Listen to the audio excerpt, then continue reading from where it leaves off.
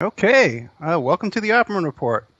We are live every Friday night, 5 p.m. Pacific Standard Time on Revolution Radio, freedomslips.com. And I'm your host, private investigator Ed Opperman. But don't forget, it's a listener-sponsored station, so if you like what you hear tonight, and tonight we have a guest that I've been looking forward to for a very, very long time. If you like what you hear, please visit the donate button and make a donation to the station. And real quick, while I'm on the subject, I'm putting a call out for sponsors who want to help sponsor this show. So if you want your business or your website to be promoted on the show, like every half hour, I'll do a live commercial for you on the show, and you can contact me at oppermanreport@gmail.com. Okay, now coming up, we got in the next couple of weeks, we're going to have Cindy Sheehan running Africa from the group in Philadelphia, Pennsylvania, the group Move, that was burned, a whole entire family and friends at a little commune over there was burned alive back in the, I guess it was the 80s. And the surviving member, Ramona Africa, is going to be coming on. It was the 70s. Was it this? No, Ramona, was it the 70s, Mark? Yeah, I believe it was around 73. No way, man, because I met them in 1977 at Yippee headquarters, so it had to be after that. Okay, Right. but we have with us today an elder statesman from the 60s revolution, Mark Rudd, former member of the Weather Underground, in fact, a founding member. If you ever read Doonesbury, this is Megaphone Mark. Are you not? That's Megaphone Mark. I'm not sure that I'm Megaphone Mark. Allegedly, Trudeau based the character. I'm really looking forward to having you on. Mark Rudd is the author of the book. It's available on Amazon.com, and it's also available on my blog, The Opperman Report. Mark Rudd, Underground, My Life in the SDS and Weathermen. Mark, how are you? I'm very well. Thank you very much for having me on, Ed. Mark, I'm thrilled to have you on. Because I like to get these elder statesmen like yourself who actually put their butt on the line. I'm 66. I'm 66 years old, going on about 24, I think. I hear you, bro. Yeah, I'm 53, man. It's been a long road, but I'm still plugging away. So Mark, tell us, how do you want to start? You want to tell us from the beginning of the story, or you want to tell us what you're doing now? Well, I'll give you a little teaser on the latter. I live in Albuquerque, New Mexico, and I'm involved right now at the moment in the struggle to control the Albuquerque Police Department. Right. A report came out yesterday from the Department of Justice, just lambasting, just pillaring the police. They've killed over 30 people in the last 4 years, and this is the police murder capital of the United States. So I'm involved in trying to figure out how to organize diverse kinds of people into some kind of struggle to gain enough power to control the police. Anyway, that's what I'm up to now. When I was 18 years old in 1965, the United States invaded Vietnam with main force troops. I went down in April of 65. I turned 18 in June of 65, and I went down and registered for the draft. My brother was in the Army at the time, and my father was a retired lieutenant colonel in the U.S. Army Reserves. So that's what we did. You register for the draft. I didn't pay that much notice to the American invasion of Vietnam. It was actually quite comparable to the invasion of Iraq in 2003, main force troops going in. However, when I got to Columbia University in 1960, in September of 1965, I was a freshman. I noticed that the most interesting and intelligent people on campus were involved in learning about the war and fighting against it. And I wanted to. They were very attractive people. I wanted to hang out with those people, and so I did. And from them, I learned a lot about the nature of the war in Vietnam, our attack on Vietnam, and what our goals are, and about the system underneath that.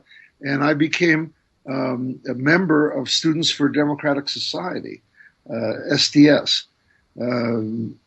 It was the largest radical student organization at the time. In 1965, it possibly had 100 campus chapters. By 1969, 4 years later, it had over 400 and was leading demonstrations that involved hundreds of thousands of people. But that's part of the story. Do you want me to go on at this pace? You want me to tighten it up? You want me to? No, Mark, I've heard you. I listened to just about every interview that you've done on YouTube, and I have total confidence in your ability to tell this story. And I've enjoyed listening to you for the past couple of weeks. So you just go ahead, and as I want to interrupt and ask you things, I'll rudely interrupt you. You interrupt. I can and leave lots of room for discussion. Sure. Oh, incidentally, do you have callers? You know what we do? We take questions in the chat room, and they'll be passed on to us. But we take callers sometimes as well. It depends. Usually, I have so many questions that we don't have time. Yeah, I for 30 years I was a classroom teacher at a community college here in New Mexico in Albuquerque, and I enjoy the give and take of classrooms. I enjoy discussion. So anybody wants to ask questions, make comments. If you want to break in, that's fine. Okay. Anyway, so for the next 3 years, 65 to 68, I was a full-time student and a full-time activist and organizer in the anti-war movement, of which the student movement was a part, and SDS was one organization in that student movement. Well, let's start with this. Now, this was mostly in New York City, or were you moving around as well? No, I was a student in New York City. Just became extremely active, organizing at Columbia in the sense of knocking on doors, talking to people about the war in Vietnam, setting up tables for literature, studying, running teach-ins, having confrontations. We had a strategy.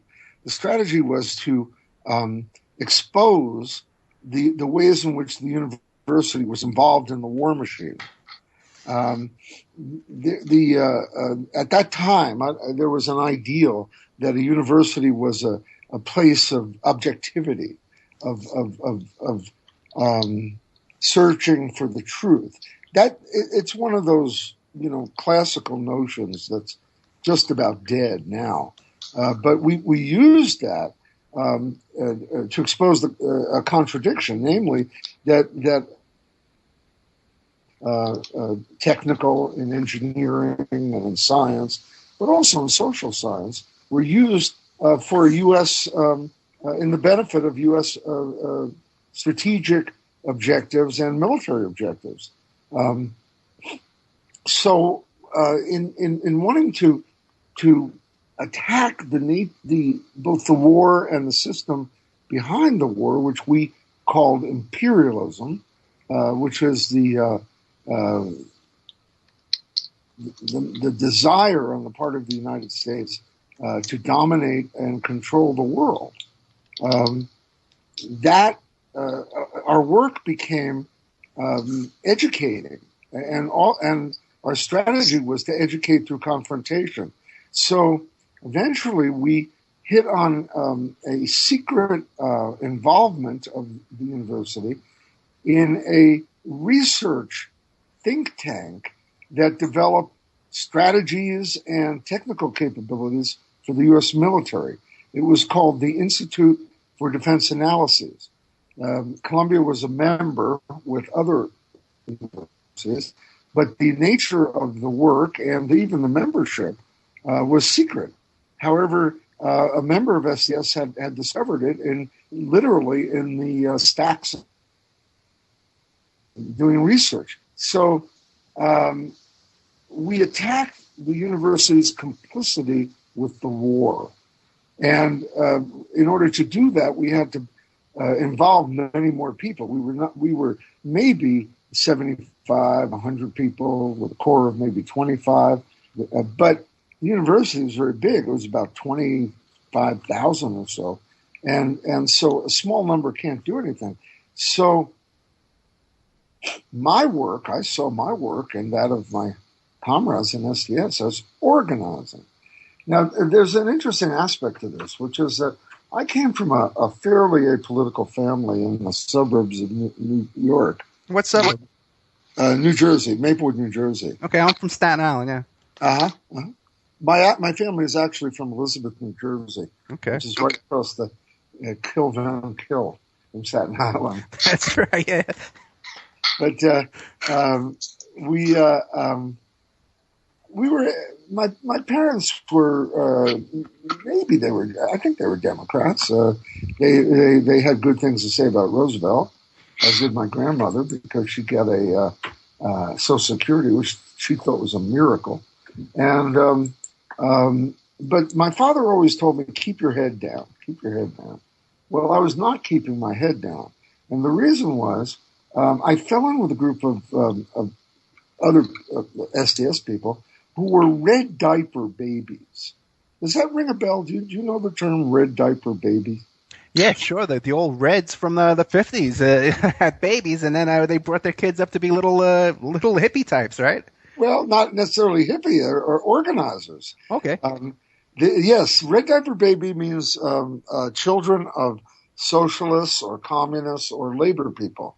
And the kids grew up organizing. So the people I fell in with were, to a large extent, red diaper babies, and they knew how to organize, and they had a strategy for organizing, which was involving people, building relationships. In fact, that's how I was recruited when I was a freshman in the dorms. A guy by the name of David Gilbert, who's still was a senior at the time, came knocking on doors to meet freshmen who might want to come to an SDS meeting. So the idea of organizing the strategy of organizing was involving more people.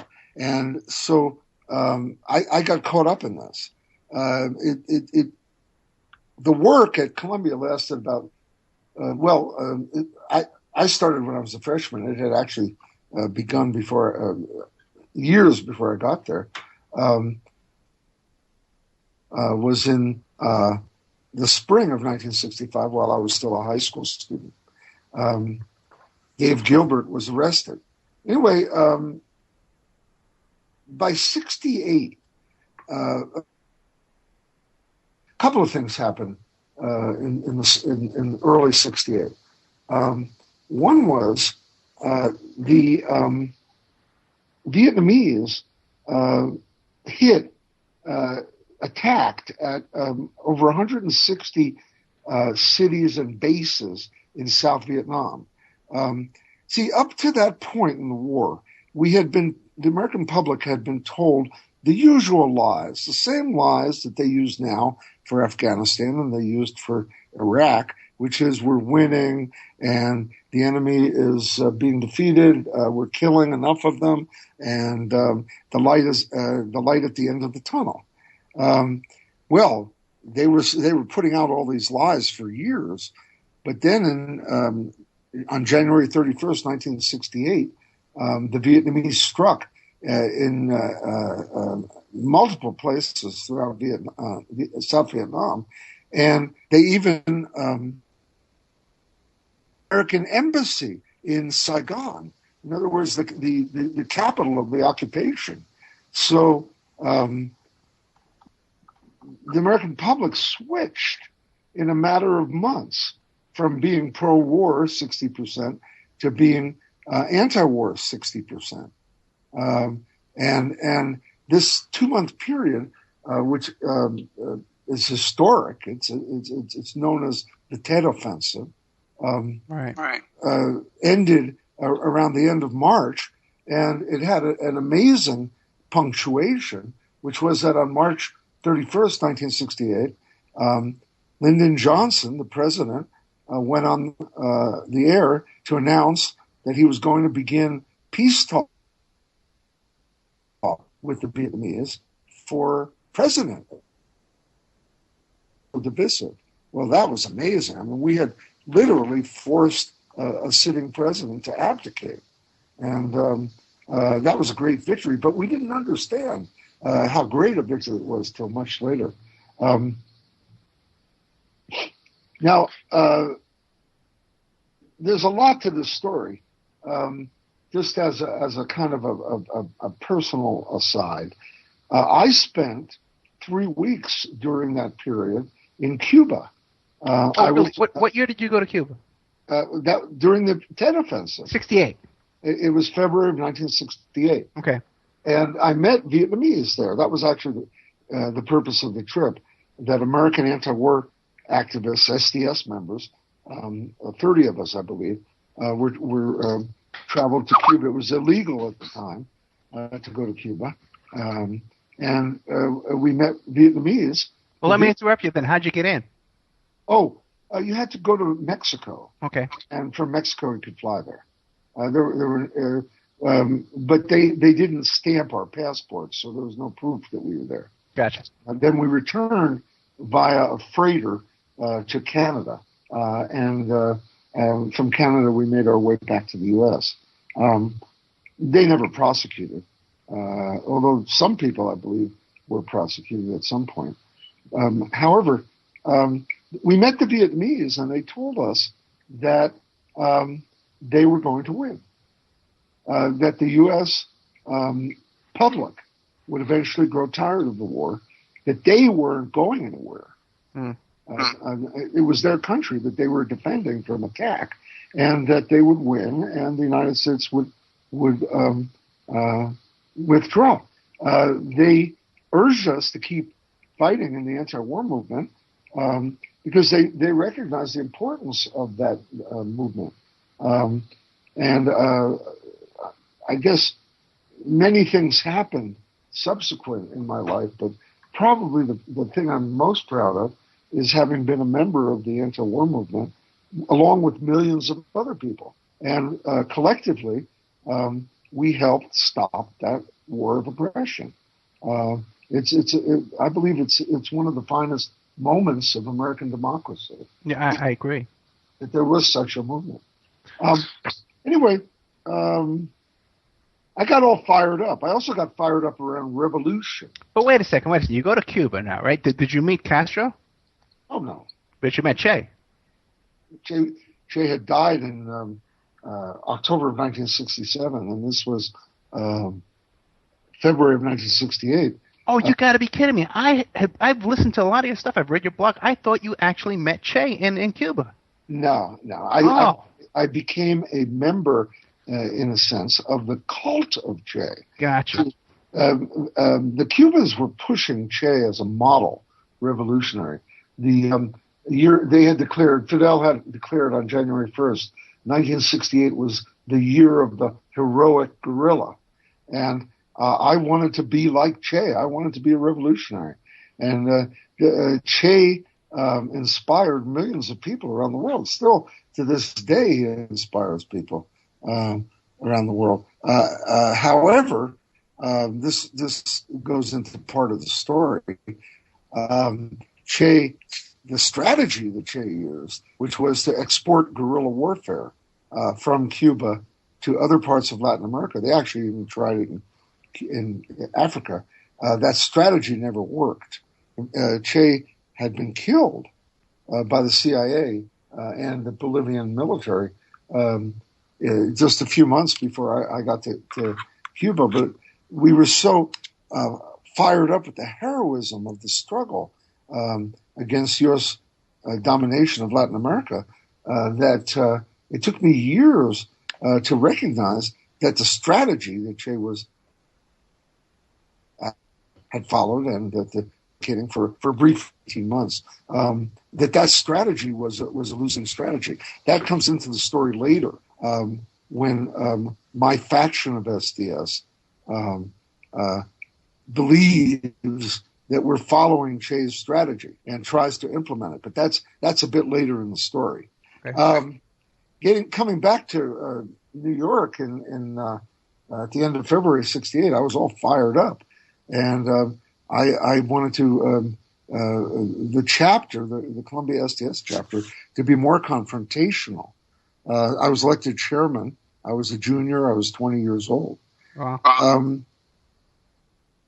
April 4th, 1968, Martin Luther King was assassinated. Now, this happened exactly 5 days after Johnson had abdicated. But the shock of Martin Luther King being killed was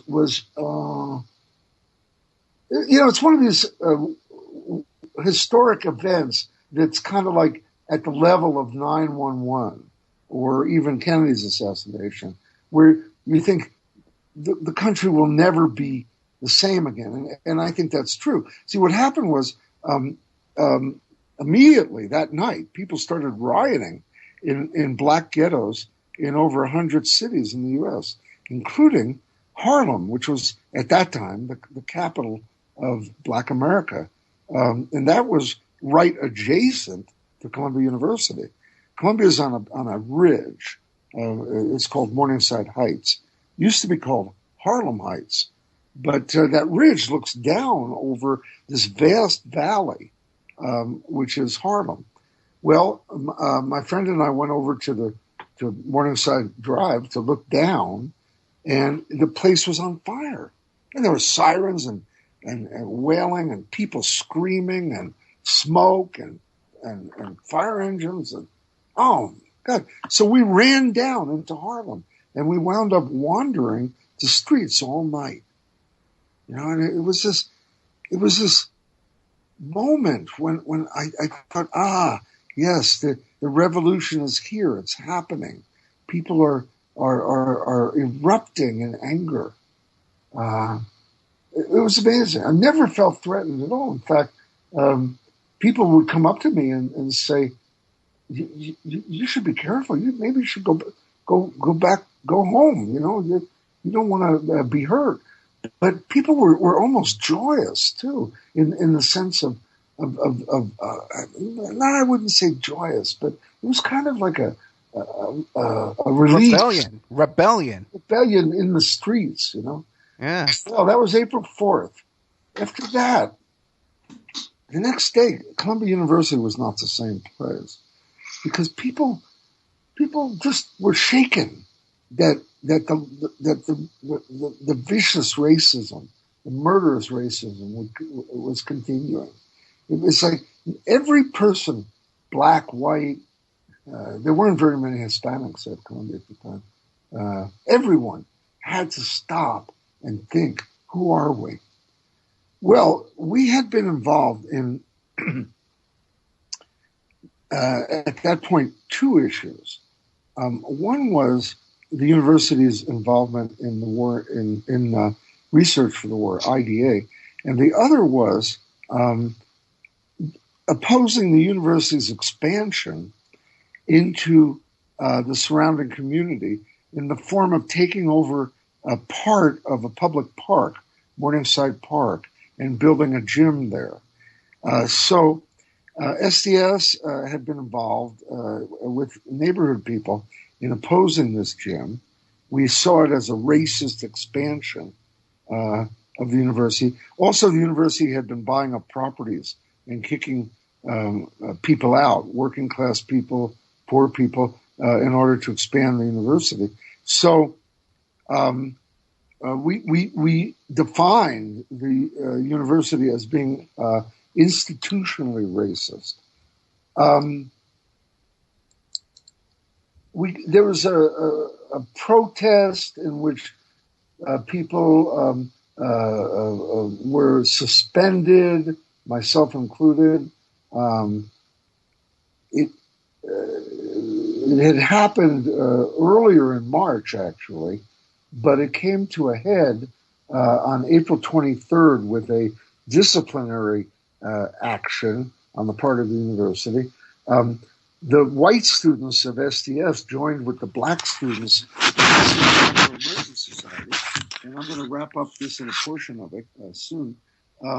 And essentially what happened was a spontaneous uprising on April 23rd, just 2.5 weeks after Martin Luther King was murdered, against the war, the university's involvement with the war, and its institutionalized racism in the form of the building the gym in Morningside Park. It was not planned, but SDS and the Student Afro-American Society jumped into the leadership. We occupied in total 5 buildings for over a week. Over 1,000 people, more than 1,000 people were in the buildings. Finally, the university called the police. The police had been gnawing on their nightsticks for days, ready to get at us. And they, about 1,000 police attacked and beat up hundreds of people, arrested 620. And it was essentially a police riot. After that, Okay, we got a break coming up, Mark. With Mark Rudd, former member of the Weather Underground. He's telling us about his initial involvement as a leader of Students for a Democratic Society and the takeover of Columbia University back in 1968. Just fascinating stuff. Mark is the author of, one more time, Mark is the author of Underground, My Life in SDS and Weathermen, and we're very lucky to have him here tonight. Mark Rudd is an elder statesman in the original resistance to U.S. oppression around the world and against the invasion of Vietnam. Back right after this. Okay, welcome back to the Opperman Report every Friday night, 5 p.m. Pacific Standard Time on freedomslips.com. I am your host, private investigator Ed Opperman. Before we get back to our guest, Mark Rudd, author of Underground, My Life in the SDS and the Weathermen, I just want to remind everybody that coming up tomorrow, got a whole bunch of appearances coming up. Tomorrow I'm going to be on CS Key's show in San Diego, 10 a.m. It's on my Facebook page. Coming up April 21st, I'm going to be on John B. Wells' Caravans of Midnight. And coming up on this weekend, I'm going to be on the Barry Curtis report. So I got a whole bunch of shows coming up promoting my book, How to Succeed as a Private Investigator. But before, ignore me, because we got a great guest, a historical figure, Mark Rudd, former Weather Underground member, and he's telling us about how he got started with the SDS and the takeover of the campus of Columbia back in 1968. Mark, now in that first takeover, was WBAI and Bob Fast and those guys, were they instrumental in that one? Absolutely. Oh yeah. We got a lot of our news from WBAI. Although there was a local, a campus radio station, WKCR, that covered the demonstrations at Columbia a lot closer. But yes, WBAI and Bob Fast were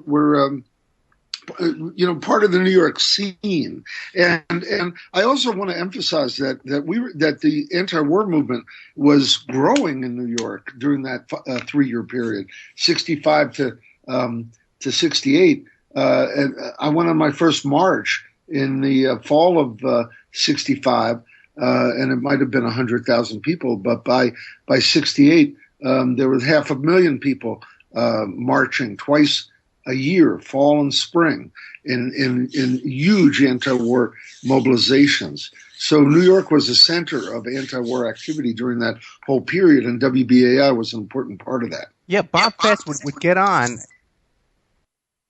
think we might have lost the station now. Okay. Yeah. Every week this has been happening. Usually it's 6:37. This week it's 5:37. Let me pull Ann back in and. Sorry about this, Mark. Okay, well, let me see. Sorry, audience. Okay, we're on. Sorry, we're on. Go ahead, Mark. Continue. We were talking about how BAI, which was a listener-sponsored station back in New York City at that time, was able to mobilize people to these demonstrations and stuff. Yeah, you were telling a story about Bob Fass. Yeah, I used to listen to the repeats. I'm telling you, I used to listen back in like 1980 because I graduated high school in 1980, and I used to go down to BAI. I was involved down there like in 79, 80 with Lynn Samuels and Citizen Kafka and Rosie O'Donnell, the whole Friday night lineup. I used to do comedy on the radio and stuff like that. But I used to listen to the archives and the old recordings of those demonstrations, like the ones at Times Square and the ones at where they took over the train station, Grand Central Station. Where you guys took over. Wasn't there a recent documentary movie about Bob Fass? I don't know. Is Bob Fass still alive? Don't know. Yeah, I don't know either. Google it while we're talking. Okay. Well, are you in touch with any of those guys from those days? Oh, yeah. Quite a number of people. Like who? Both my comrades in Weatherman and in SDS, and people who weren't, such as Tom Hayden, who's in L.A. Do you know Tom? No, I never met Tom. I did meet Abby Hoffman a few times because I was a member of the Yippies on the Lower East Side at 9 Bleecker Street when Dana Beal was running things down there. Yeah. Yeah, like I guess I got involved with them about 77. How old? I was in high school. Aha. Yeah. Yeah. Well, Abby Hoffman was a fugitive until about 80, 81, I think. Right. Yeah, I was down there the day he turned himself in. And then I got a copy of his book. I met him up at BAI the first time, I guess it was around 81, 82, and I got a copy of his book. And then later on, he did for NYPIRG, the New York Public Interest Research Group. He did an appearance for them, and I met him then again over there. Bob Fass is still alive. He is 80 years old now. Wow. I'm looking at at Wikipedia. Radio Unnameable it's a film called Radio Unnameable by Paul Loveless and Jessica Wolfson. Oh, wow. Legendary radio personality Bob Fass revolutionized. Hold on, I just lost it. Late night radio, and I used to listen to Bob Fass. Yeah, anyway, I think everybody did. The movie is called Radio Unnameable, and it's out on DVD. Hey, do you remember that guy that used to call in and scream "Commie Nudie"? No. I don't remember. Okay, because I got a whole story about him. But okay, listen, finish up. Tell us about how, because now you were with SDS, which was radical, but pretty much mainstream, and then you wanted to take it to the next level. Well, the strike at Columbia University was too much of a success in the sense that it became the model for militant students take over a university. And it hit the press. It was an enormous story in the press. And in fact, it was at that time that the character called Mark Rudd, as the radical student leader, was created by the media. Remember, the national media is located in New York, and we were right there in New York. So it became a big story for the New York Times and for Time Magazine and for the TV news, and it became a model. In a way, we pushed the anti-war movement further because of this takeover. We recruited more students. We built the movement, and that was our goal. So we said, oh, wow, we're doing great. This is fabulous. Confrontation, militancy, that's the right way to do it. And so it went to our heads, and we said, all we have to do is repeat this on campus after campus. And not only will we end the war, but we will create revolution. More and more students will be like us, revolutionaries. They will become anti-imperialists. Yeah. They will oppose racism. They will be for national liberation of the black colony and other non-white people within the United States will support the Black Panther Party and the other black revolutionaries. Cuba got its freedom. China got its freedom. Vietnam is beating the United States militarily. It's the end of the American empire, and the people of the world are in revolt against American domination. Okay, but Mark, but they weren't they? And even in France, the students in France were in the streets and stuff like that and taking over. There was progress going on. No. May, June 1968. I remember very vividly looking at a newspaper, and there on the front page of the New York Daily News or New York Times was a picture of a French kid carrying a sign, Columbia, Paris. Amen. Yeah. And it was world revolution. We were incredibly optimistic. It was it was wishful thinking, because we thought that American imperialism was beginning to fall, and that it would be replaced with global socialism. Now, the strategy that we wanted to follow was guerrilla warfare, armed struggle. Remember that at that time, the Black Panther Party was. Well, this is a long story. The civil rights movement had split. The original strategy of Martin Luther King, which was integration to be achieved through nonviolent means, ending, of course, the legal segregation, but eventually the economic injustice of racism. That strategy was supplanted by Black Power, which was a whole long story. And I do urge you to invite someone onto your show to talk about Black Power and its significance. But yeah, no, wait. We just had Lorenzo Kumbawa Irvin. Oh, you know him? Any relation to Julius Irving? No. I might be getting his name wrong too, but Lorenzo is one of my favorite guests we had on. He was a member of the Black Panther Party of Self-Defense, and he actually hijacked a plane to Cuba. And then, fascinating. Oh, I forgot to record. Okay, fascinating story with Lorenzo. I invite you to look up the archive on that show. The name is right. Lorenzo Kumbawa Irvin. And there was an international campaign to get him released from prison. He was facing life in prison. I think it was double life, and he got out in like 15 years. Incredible man. Still to this day, he's in Memphis struggling, organizing protests for social justice. A real hero of mine on many levels. As you are, I hate to say, because I know you kind of shy away from it. Well, hold on. If I tell you my story and what I think now, I may not be your hero anymore. I know what you think now. I'm going to change your mind, so continue. Okay. Well, it was a fantasy.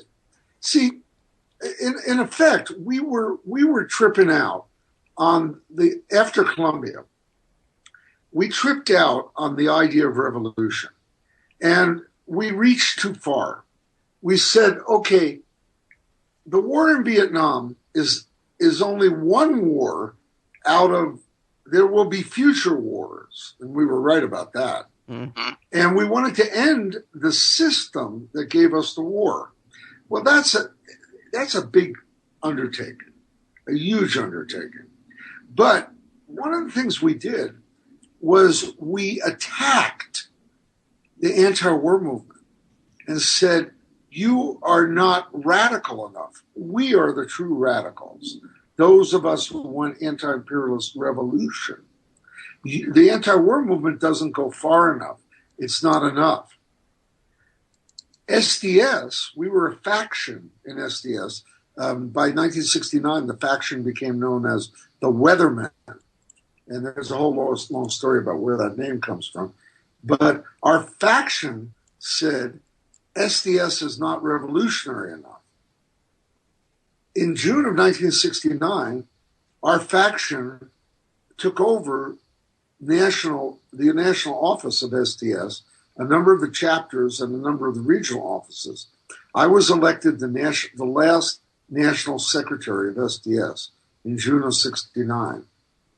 By December of '69, and remember the war was still raging now. '68 and '69 were the 2 years that had the absolute highest casualties. If you go down into the Vietnam Memorial in D.C., you descend. It's like you're walking along, and suddenly you're at ground level. You're beneath the ground, and you're looking up at this wall of names. When you get to '68, '69, that's when you're deepest into the ground. So the war was still raging, and we said we've got to close SDS. We've got to destroy SDS so that students will be revolutionary like us. So I and a small group of maybe 8 or 10 other people made the horrendous, ridiculous, insane, criminal decision to close the national offices and the regional offices of the largest student radical and anti-war organization in the United States. Over 100,000 members, campus chapters of 400 or more, on not only on college campuses, but high school and post-college chapters. And talk about democracy. A small group made the decision for 100,000 people. Why? Because we knew we were right. Now, to me... But Mark, wait. But what was your thinking? Like, why didn't you want the sit-ins and the general strike type movement, the street, the protests, as well as the more agitation of the bombings and stuff? Like, why wouldn't you go for a two-pronged approach? What was the theory? Harder. We felt that that in effect we decided that we couldn't do both. And that we don't have to only do the armed struggle, guerrilla warfare, clandestine. And we thought that the anti-war movement, the movement above ground, the legal movement, would take care of itself. Okay. But in so doing, yes, we did have an idea of a two-pronged offensive strategy. And yet we did destroy this organization. A few people argued, like a guy named Ted Gold, argued for keeping the organization, for the two-pronged approach. But we were extremely arrogant. Yeah. And we thought we had the answer and the only answer. Well, let me interrupt you again, because now around that time there was a lot of COINTELPRO. There was a lot of at that time until this very day. But there's all this COINTELPRO infiltration, agitators, agent provocateurs. Do you think maybe that there were guys on the inside that kind of steered you to, that knew what they were doing and steered you to this road? The major influence was the attack on the Panthers. Okay. That when they started killing Panthers, especially December 4th, 1969, the murder of Fred Hampton. But before that, the attack on the Panthers being arrested, Panthers dying, offices being burned, that created an atmosphere of war. And we responded, yes. We responded by saying, we're at war, and it's not enough to just organize on college campuses. We have to begin guerrilla warfare. Now, the actual decision, it's a good question you ask, but I've always been positive, pretty positive, that they had no infiltrators within, except for one whom they blew very early on, a few months at the highest level of decision making. No. This story is particularly interesting because we fucked it up. No, wait. We're on FM too. You can't curse at all. Okay, we fucked it up ourselves. Yeah. We screwed it up, and again, we may have been under attack, and responded to the attack. But I don't believe it was infiltrators unless they took over my brain somehow and the brain of my closest comrades whom I knew intimately. And to this day, I have no indication that any of the people who made this decision were infiltrators. Okay, then let me ask you this. Now, are you familiar with the works of Dave McGowan? Yes. Okay, good. Now, his theory is that this whole movement, the whole 60s movement, the music, and even the Weathermen were all a big giant psyops, and you guys were under some kind of mind control. We're all what? Were under some kind of mind control. It was like a psyop operation. It was a psychological operation. And even the music and the whole hippie movement was all designed. Sense that I've already said that there was an atmosphere of war, and we reacted to that. But I mean, I'd have to see for me to be convinced, I'd have to be shown that so and so, some individual that I was very close with, was a cop. Right. And you never experienced that? Any indication of that? Well, let me ask you this then, not to keep interrupting you, I apologize, but now, even in my experience with the Yippies, we would come along people all the time that were police informants, that were like double agents, even one guy who admitted he was involved with the KGB. And they were all like regular friendly guys, and a lot of these guys were drug informants. Yeah, go ahead. Or he thought he was involved with the KGB. No, the anti-war movement, the Yippies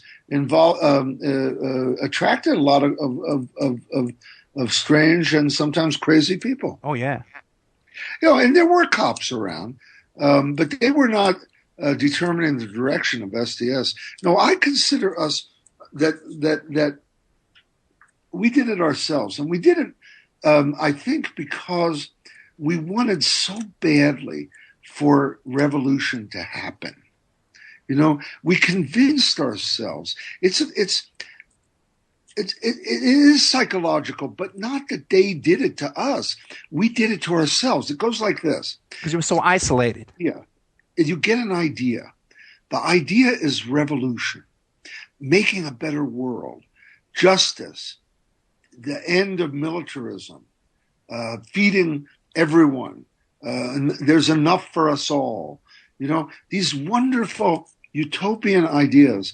And then you convince yourself that your ideas are true. It's the downside of idealism.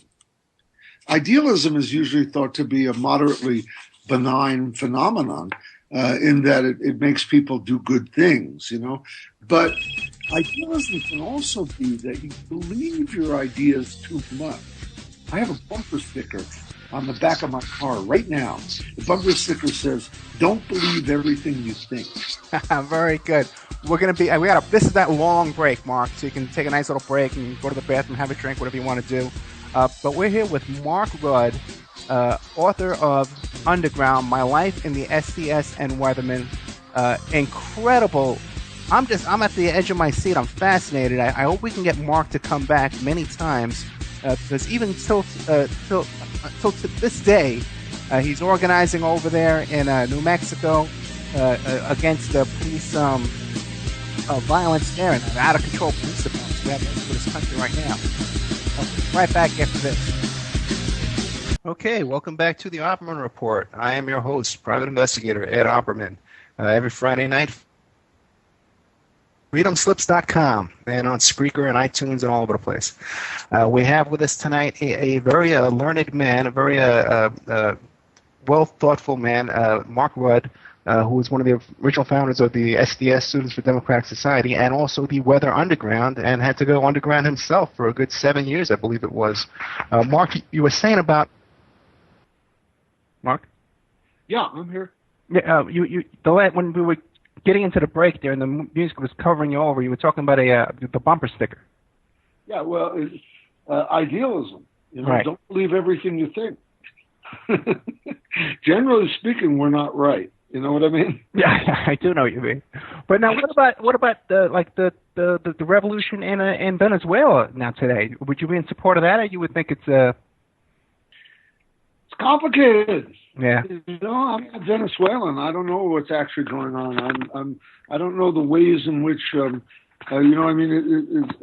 clearly Chavez helped the poor in Venezuela. I don't know what the cost of that was. I don't know how the middle class is faring.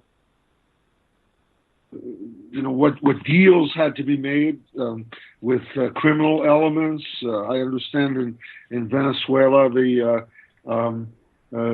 crime and extortion and kidnapping is out of control. So I don't know. I just don't know. I do know that there are better and worse governments in Latin America,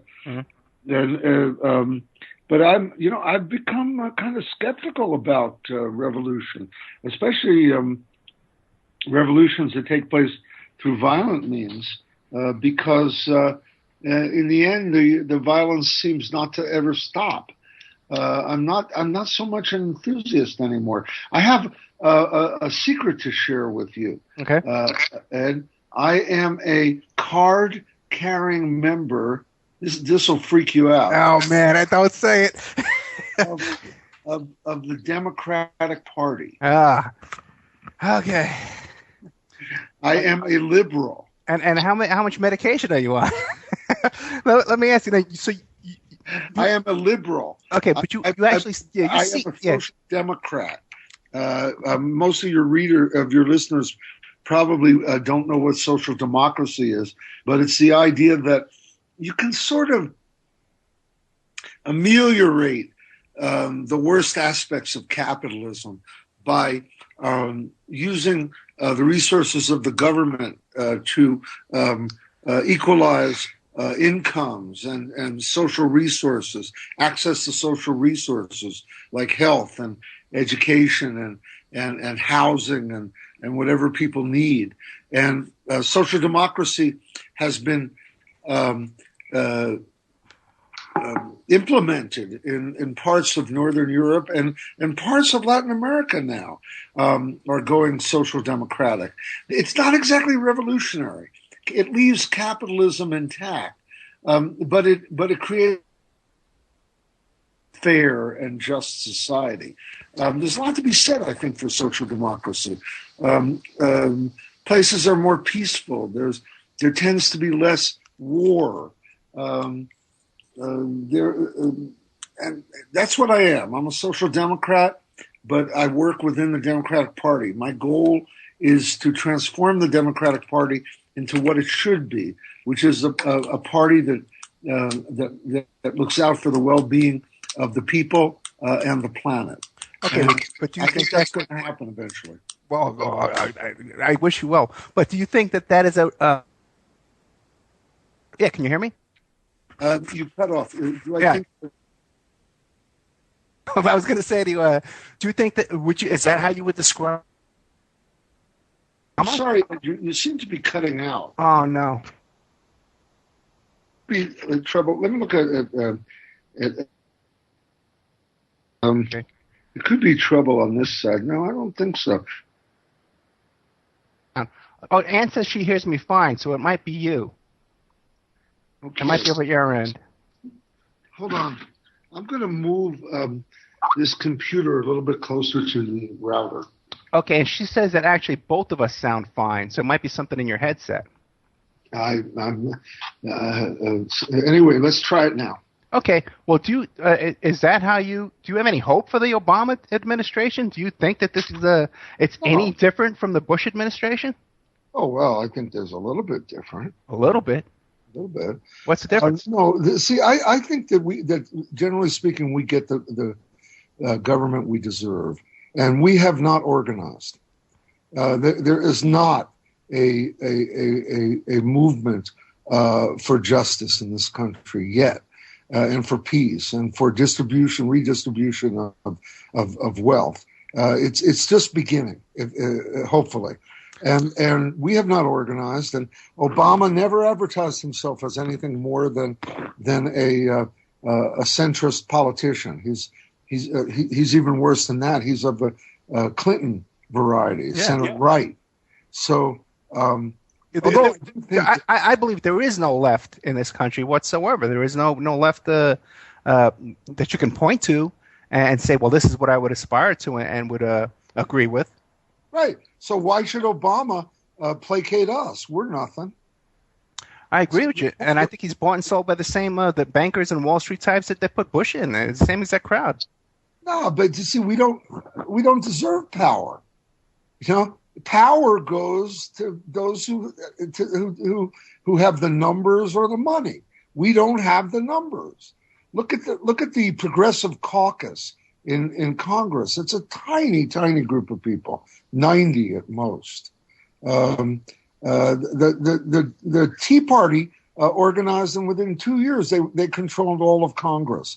They're the ones who organized themselves and they seized power. And Obama reacts to that. There's no left. You're absolutely right. Let's get organizing. Well, I know what you're saying. Why should Obama? Obama has never been anything but a centrist politician. Okay, but that's who he is. He came of age. Obama. This is very important. Obama came of age during the period when politics in the United States were dominated by weren't very far apart. They were Reaganism and its democratic reaction, which was Clintonism. So those are the possibilities that Obama learned when he was 18 years old or 20 years old or 22. That's what people are stuck with, what they came of age. Now, Reaganism, hopefully, is still setting the agenda, but it's all proven to be useless, especially for young people. Young people are coming of age now, realizing that the government has to have some responsibility for the well-being of the people. They need stuff. They need relief from debt that they've incurred in having to pay so much for higher education. They need medical care. They need transportation. They need stuff. Provided. So Reaganism is kaput, and its response, which is center-right Clintonism, is kaput. Young people are beyond that now. That's why de Blasio is such a breath of fresh air. You know, maybe there'll be a progressive administration in New York that will be allowed to solve some problems. It'll be the first. You know, one of the questions we had in the chat room earlier tonight, okay, was someone was asking if Obama was a member of the Weathermen. Okay. It would have been the only 8-year-old. I know, but the thing is I think that the simple chronology can right. solve that problem.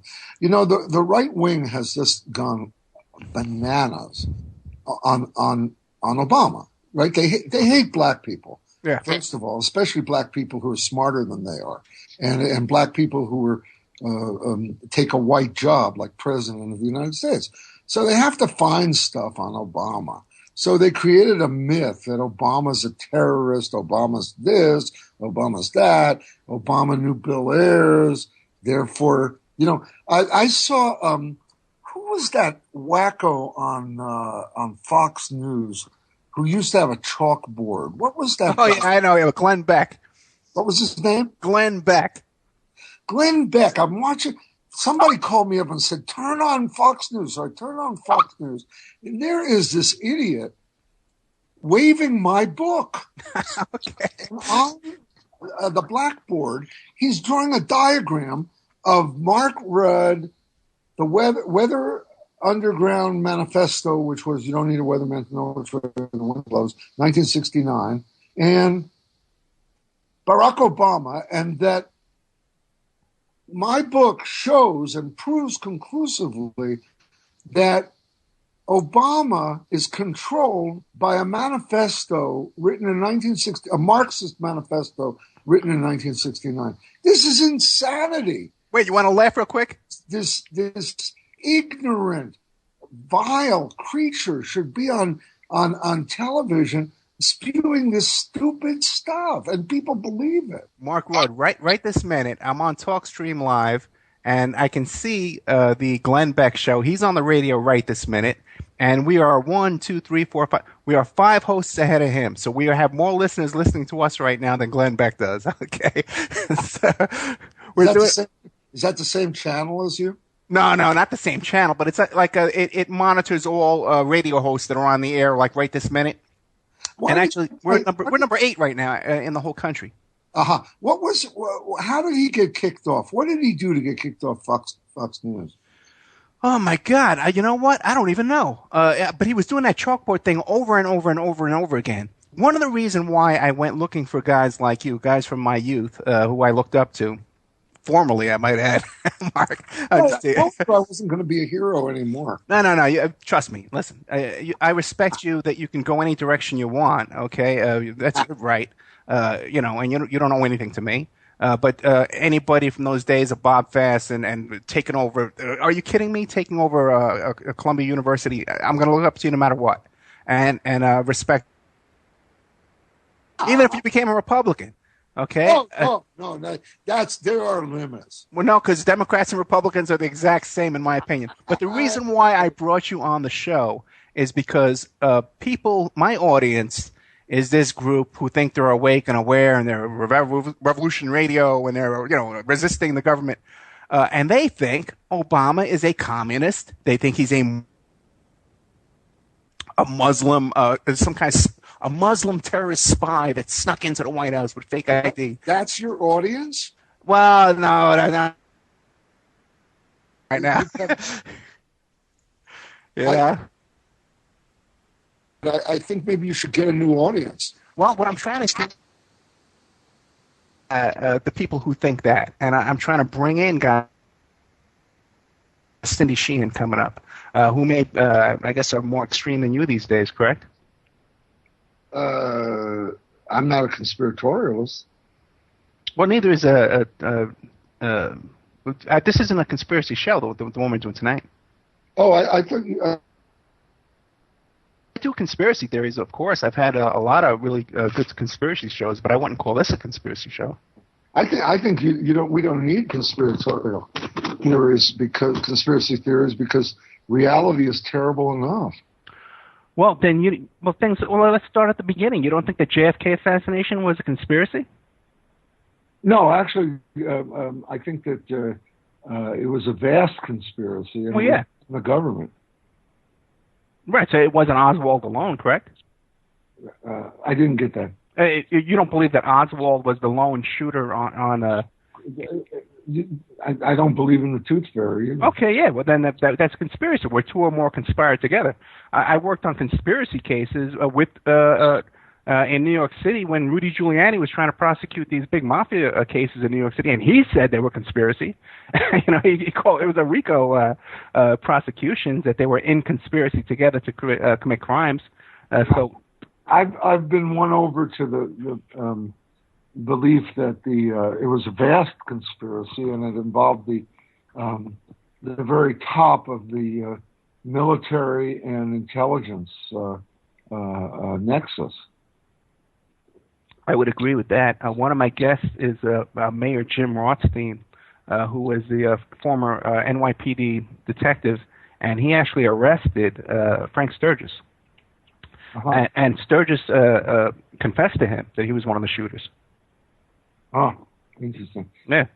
Sturgis, that's the Sturgis of the Watergate. Of the Watergate, who was a Cuban anti-communist. Exactly. And terrorist. Didn't he also blow up a plane, Sturgis? You know what? He probably did. Not that I'm familiar with. I don't know exactly. I couldn't testify in court to it, but if you say so, I'm sure it's possible. He was definitely into a lot of stuff. Sturgis was also in on the CIA hunt for Che Guevara. For Che Guevara. Yeah, there's a picture of him with the man who murdered Che Guevara. Who you right. recall his name, right? Right. Frank Sturgis with was a picture of 2 guys posing with the body.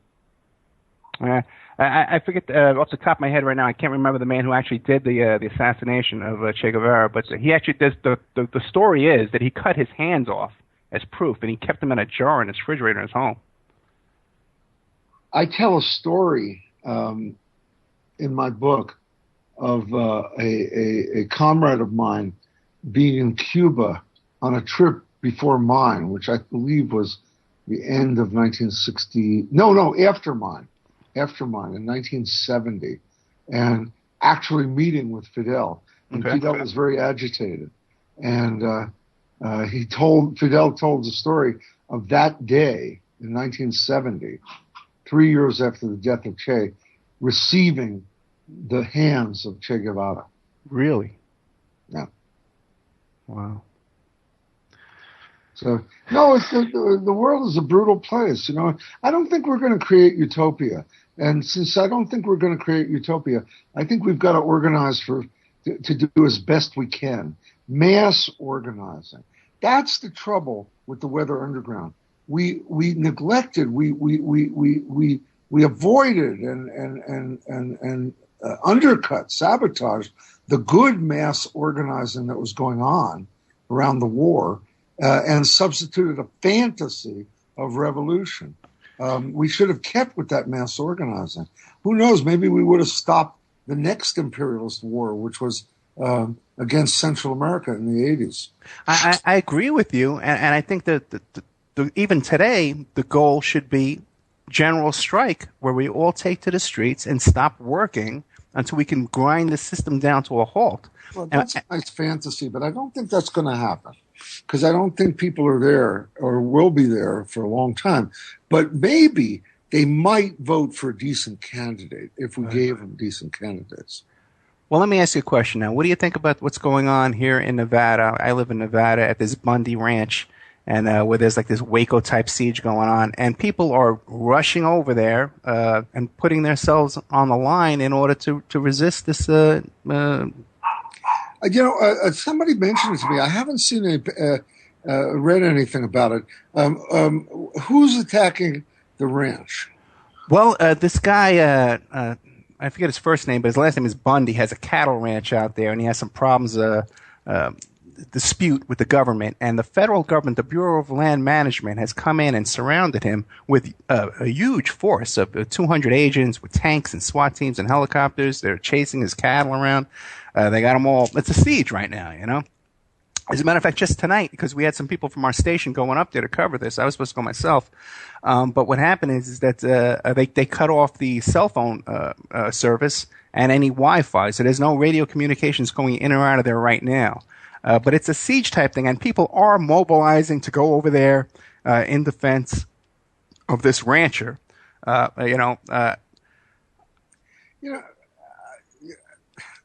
don't know the details, but right. In general, the movement against the government in the West is I think is a bunch of hypocrisy, because there would be no West if it wasn't for the U.S. military that went in and conquered it and stole it from Mexico, first of all. And ranchers are benefiting continuously from government support of one sort or another. So it's just a bunch of libertarian hooey, right-wing, anti-government. A lot of it is racist. I think it's way misplaced. They should maybe be angry at the corporations that are driving the value of their agricultural products down.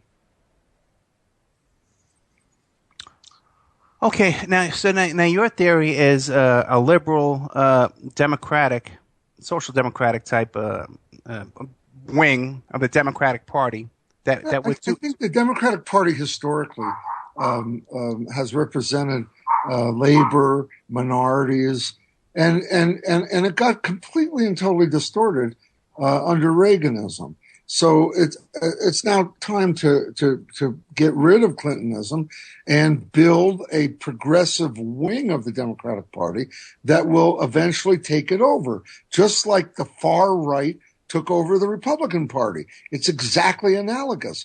We have about 60 to 70% of the population, public opinion, already believes in stuff that, such as the right to medical care, the right to a free education, the right to not squander our national wealth in with the military. These are things that people believe in, but they don't vote. They're not organized to vote. Well, but we're so dumbed down by this constant right. drumbeat of Sean Hannity and Rush Limbaugh and his idiots calling Obama a communist. They're calling Obama and Hillary Clinton extreme liberal communist Marxists. Okay, which they're not. Well, yeah, right. To me, they're right-wing capitalists, is what I see Obama. Exactly. So what would you propose then? Like just by taxing the 1%? At what rate? Well, how would you fund all this? You know, when I was a kid, the local bank president in my town paid 90% of his income in taxes. You know what? We're going to stop there, okay? We have a break coming up right now. I'm sorry to interrupt you, Mark. You're a fascinating guy. We have 1/2 hour left after this. Mark Rudd, capitalist, author of Underground, Life in the SDS and Weathermen. And, we'll be right back after this break. We only have 1/2 hour left.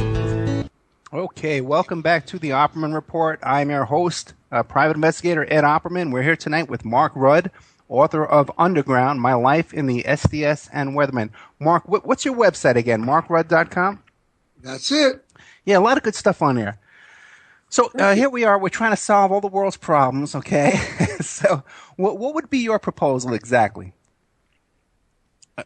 Just build a movement of people in this country who believe that there is such a thing as the common good.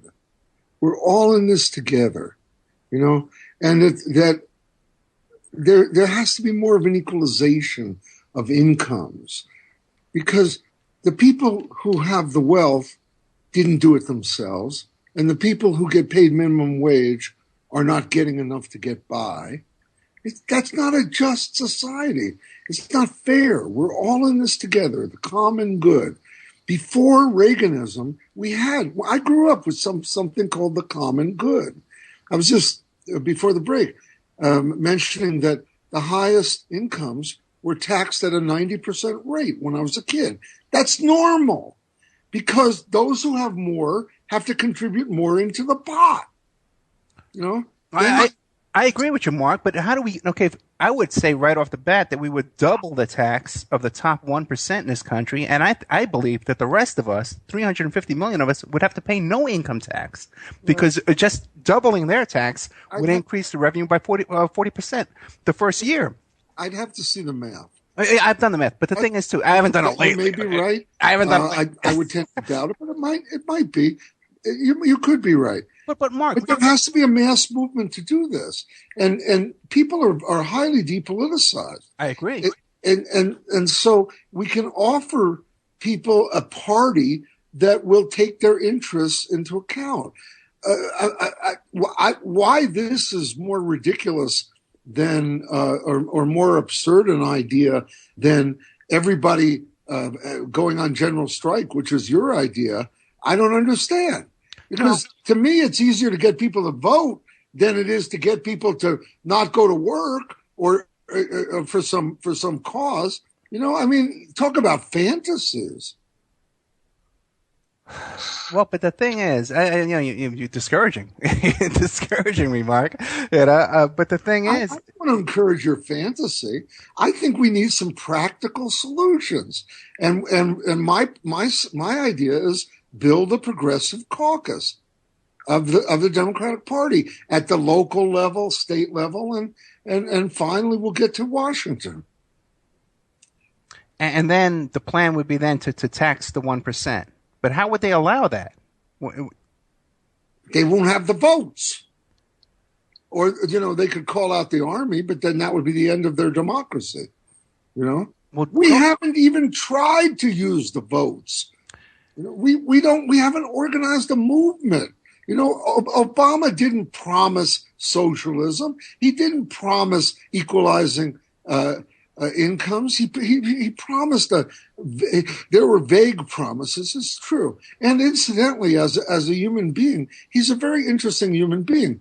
I suggest everyone, right, left, libertarian, conspiratorialist, everybody should read his book, Dreams from My Father, because this guy grew up understanding the world in a way that no other U.S. president, and probably 99% of the population, does not understand the world. His father was an African nationalist, a Kenyan nationalist, who died of alcoholism because of tribalism and neo-colonialism. And this man understands that. His stepfather was an Indonesian nationalist who was killed by a colonial regime in Indonesia, also an alcoholic. He understands the world in a way that probably you and I don't understand this. Okay, fine. But he doesn't act on it. That's what I was going to say. That may be fine, but he comes out of a corrupt Chicago political machine, and he gets into office and does nothing. He changes no policy whatsoever. And what do you think of Obamacare? You don't think that's that Obamacare? You think that's some kind of fair medical program for people? Or Obamacare is hideous.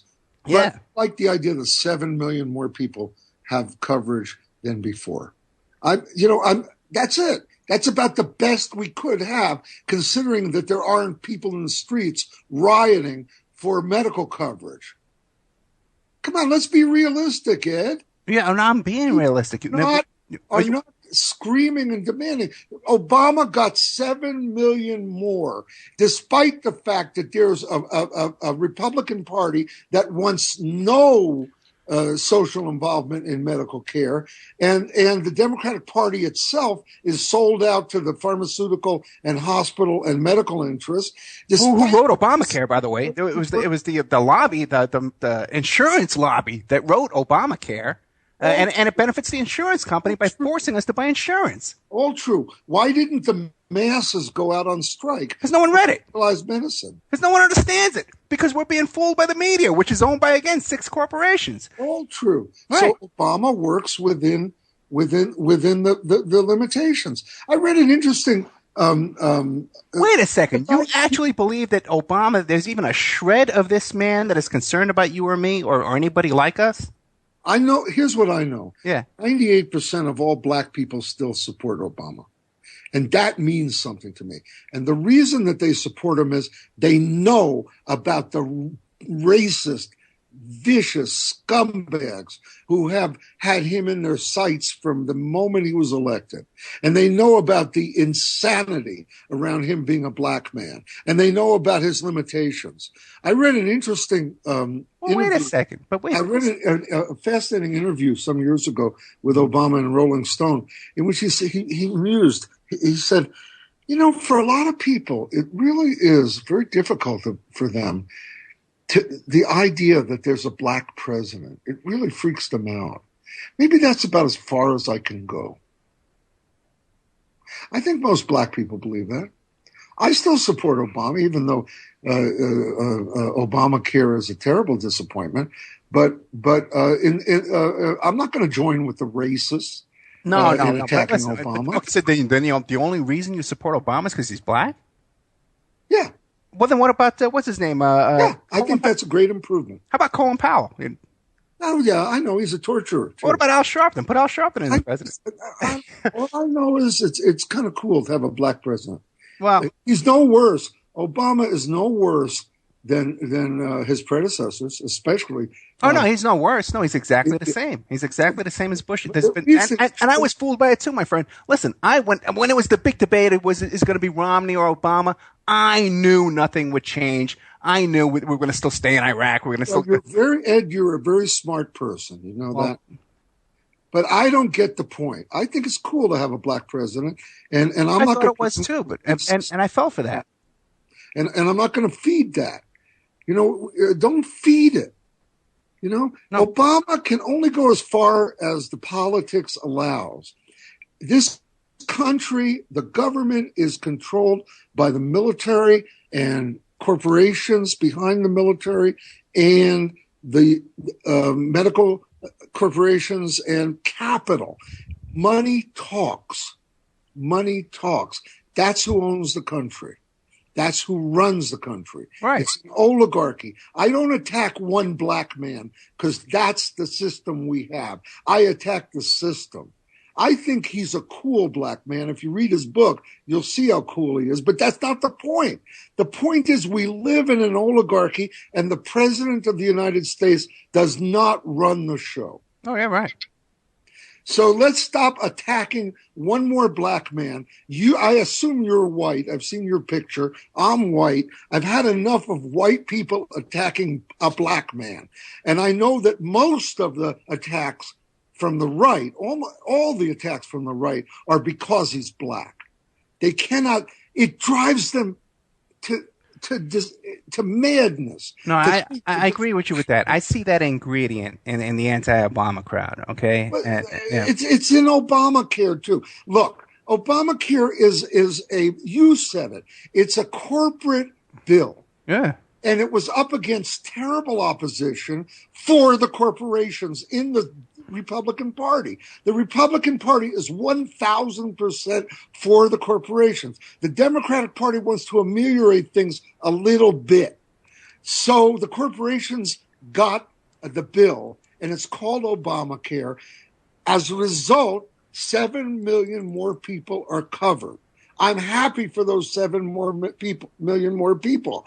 A black man is in charge. I'm not going to attack the black man like white people always do. I'm going to say this is a stupid structure that we live in. Oligarchy, meaning the rule of the rich, is not a democracy. And let's build democracy by building a political party that represents the people. Enough fantasies about general strikes. Let's have a political... Give me a break about the general strike, okay? Listen, okay? Give me a break, Mark, please. Okay? Well, first of all... I'm just saying. Yeah. Look, the Republican, the far right took power. They got the Congress. And if they could, they would take the presidency. They've also taken the Supreme Court. Why can't the left that represents the common good and about 60 or 70% of public opinion, why can't we organize for power? That's the job. Well, you have Cynthia McKinney, right, who was in Congress. And I was just talking to her last week, and she could relate to you some experience. She's a black woman, okay, and we're friends, okay, and she would relate to you that her experience in Congress was one of overt racism, and even with the congressional cops, the cops on the metal detectors and stuff, manhandling her, you know. So. Yeah. That's part of the militarization that we're going through. But back to Obamacare for a second too. Now, don't you think for a second that maybe those 7 million people who 7 million you said who have now healthcare? Or don't you think maybe some of those 7 million had to buy the healthcare because they were afraid of the penalties and going to jail and stuff? Well, it's a stupid system. It's dumb. It's horrible. Yeah, but you said you support it. But it's just a little bit, it's a little... Because it's a little bit what? That we're forced to buy health care? I don't want to buy it. People who are uninsured cost us. Those of us who are insured. That's just the truth. It costs the whole society to have uninsured. That's why we should have universal health insurance for everybody. That's what normal, intelligent societies do. Obamacare is not that. Right. So then why would you say you support it? Because 7 million people have health care now. Have health insurance. They don't have health care. They have health insurance. They have a bill. 7 million people have a brand new bill this month that they didn't have last month. Yeah, but they have health care. You know, you almost made me curse. Okay, screw that health care, man. Listen. Those people who cannot afford and are buying Obama insurance, we shouldn't even call it Obamacare, the Obama insurance policy that are now forced at the point of a gun to buy that insurance, should be given free medical care. Everybody should have free medical care. I agree with you. Everybody should have free higher. You know, this is the problem with the left, my friend, is that we argue with each other too much. Okay? And no, it's true. And we cannibalize each other because nobody's left enough for us to satisfy each other or whatever it is, you know? And we're purists. That's because we're idealists. You remind me so much of Abby Hoffman, too. Did you meet Abby and hang out with Abby? I knew Abby quite well. Yeah. Do you have that same confrontation, wants to argue about everything? You know what I mean? I missed that last thing you said. The same what?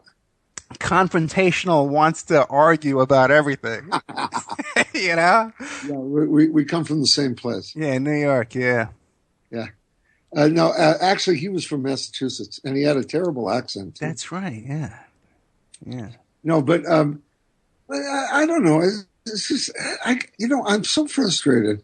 It's killing me how far from power the left is, and how, and I think it's our own fault. I mean, for the reasons you said, that we can't unite, and I believe that there's a simple strategy that will take the rest of our lives and our children's lives and maybe our children's lives, and it is to build a progressive wing of the Democratic Party to take power. I don't see any other possible strategy. Okay, let me propose this to you, because you're a student of Che, right? Who said that we should take the weapons of our enemy and capture those weapons and then turn those weapons against him. Yeah, well, Che had a thing about guns. Right, no, right. But in today's, I see the weapon used against us today is the media, and that people like you and me should take our small media outlets that we can capture from the enemy, from the oppressor, and use that against them. Because I think that the main problem we're dealing with is the brainwashing of the media, of Rush Limbaugh, 24/7 about the liberal this, the liberal that, the liberal, how can you call Obama a liberal? I don't even see it. I would call you a liberal, and I have no problem with that. But I'm a liberal. Yeah, I see it. And I would accept you over Obama in a million years, and I would be happy. I would be happy living under your ideal. I'm not as smart as Obama, but I think that I still have my old religion. My old religion is socialism. Right. I believe that we're all in this together, and that the resources of society need to be shared. And to do that, under socialism, we would have to nationalize certain industries, like the oil industry, like they did in Venezuela. Well, I don't like to scare people, Okay. So that's why I'll go so far as to say we'll regulate. Okay. We'll have a more income distribution. Those are the kinds of transformations I think are make good moral common sense. Okay. I like that. Okay. I like that. Common sense thing to do is to take care of your neighbors. Not where Reaganism started. It started with the civil rights movement as a reaction to the civil rights movement. What it was white people, a lot of white people said, I'm not going to take care of black people. I don't like black people. I don't want them to get ahead at my expense. People don't recognize the privileges that accrued being white in this society, and the structural privileges and the generations of capital accumulation that happened to white people. Take a guy like John McCain, who ran for president. Did you know that McCain's ancestors were slave owners in Mississippi? Right? I'm sure they were. That's how his father and his grandfather got to be admirals. That's the structure of white privilege in the society that produced a dummy like John McCain, who eventually ran for president and who has a lot to say in Congress, most of which is absurd. Yeah. And so that structure, or the structure of white privilege that produced the Bush dynasty, which gave us a person of mediocre intelligence and no curiosity about the world, a very callow Privileged. selfish little person as president. That structure of white privilege, white people said, no, it doesn't exist. It's all merit. Everything is merit. Everything that people have, they deserve. And when people don't have anything, it's because they don't deserve it. Or they don't want to work for it. Right. So after civil rights, white people said, screw these people. There is no such thing as society. There's no common good. We're not going to pay taxes anymore. And we're just going to go for ourselves. And that's the origin of Reaganism, is screw black people. And we're stuck with that now. But we've got to come back to an idea that there is such a thing as society and there is a common good. And we're all in this together. Okay, listen, we're down to less than 10 minutes. Okay, so. Am I tiring you out, Ed? Yes, you are. I love you. I love you in so many ways you can't imagine. But I don't see any hope. My friend, we have less than 5 minutes, and I don't want to take up the last 5 minutes. If there's no hope, I mean, there's got to be hope. No, I don't see any hope in putting my faith in the Democratic Party, and then we're going to create this new wing. I see no. Okay, give me a viable alternative. Well, it includes firing squads. You're going to get upset with me? No, I don't think that's acceptable. Okay. You talk me out of it. I'm beyond guns. I know you are, man, and I appreciate that. You know, that's for kids. Kids have fascination with guns, violence, the desire to prove themselves as men, or women now proving themselves. No, that's kid stuff. Well, we have less than 5 minutes. What do you want to tell us, Mark? There's a lot of young guys out here who recognize. It's very simple. What we got to do is study successful social movements of the past, of the 20th century especially. Civil rights movement, the gay movement, the disability rights movement, the women's movement. Study these movements, learn how they got organized. That's all. Stop just talking. Well, wait a second, Mark, because the women's movement was funded by the Rockefellers. Oh, you're biased, man. No?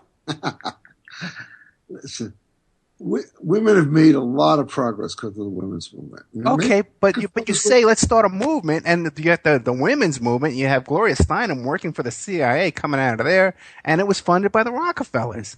You got the Rockefellers going to help us out? You want to go back to the days of Mad Men? What do you want? Well, that's a whole other story. You know, with your wife, do you have a wife? Nah, not anymore, because I go back to the days of Mad Men. Right. I don't have a wife. Or you should have said you're gay. Yeah, that's right. Yeah, there you go. No, it doesn't work. Misogyny doesn't work. Those days are over. Feminism is I once saw a bumper sticker that said, feminism is the belief that women are human beings. I think you put too much faith in bumper stickers, my friend. And don't believe everything you think. Yeah. Well, we're down to such a short time. You know, what do you want to tell people? You know, Mark, you're a historical figure. Organized. That's why the Obama administration is such a failure, because we didn't organize. We organized enough to get the guy elected. And that was a fantasy. I call it drinking the Kool-Aid. I drank the Kool-Aid too. Lots of kids drank the Kool-Aid. We get a guy elected, we think that's enough. It's not enough. Power did not shift. We need to figure out how to shift power. If we don't, the planet's going to be destroyed, because capitalism is very quickly destroying the atmosphere, that which we live on, the water. You know, there's such a thing as global warming. It's happening because of rampant capitalism. It's got to be controlled. So what are you doing in New Mexico right now? Do you have your own group or anything? At the moment, we're working on trying to figure out how to unite people to fight police violence. And it's very hard to unite people, because everybody has different ideas and they come from different places and they have their own ways of looking at things. So what I'm working on today and all week and the last few weeks has been how to unite people, into a common organization with common goals and strategy to fight the power. Very hard, very hard work. And it's the same with any issue. Global warming, cleaning up the water, keeping the planet livable. Well, Mark, do you have any events coming up that you want to invite people to? Because we're down to 1 minute. I think we've got to we've got to organize politically for power, and that involves progressive candidates at the local level and a progressive organization within the Democratic Party. Are you involved in any of these protests against police violence in New Mexico right now? Because I know there's a lot. Yeah, tomorrow there's a big demonstration. There you go. Where is it? Where is it? Highlighting the report that came out yesterday, talking about all the police abuses, violence, murder. I know we have that here. We have that here in Nevada too, my friend. It's out of control, and it's a whole new, different kind of police force than when I was growing up in New York City, which was bad enough. And here it's just occupation. The military mentality is us versus them. Yeah, we're good, they're bad, kill them. That's not what a police force should be. A police force should be to respect people and to serve people, and that's the goal. Well, that's our cue that the show is over. We had Mark Rudd, a historical figure, the author of Underground, My Life in the SDS, and Weathermen. Mark has a website called markrudd.com. Thank you, Mr. Rudd. I can't tell you how much I appreciate you having on the show tonight. Thank you, Ed. I'm sorry I tired you out. I'm tired anyway, man. I'm going through some stuff in my personal life. But thank you very much, my friend, okay? Thank you.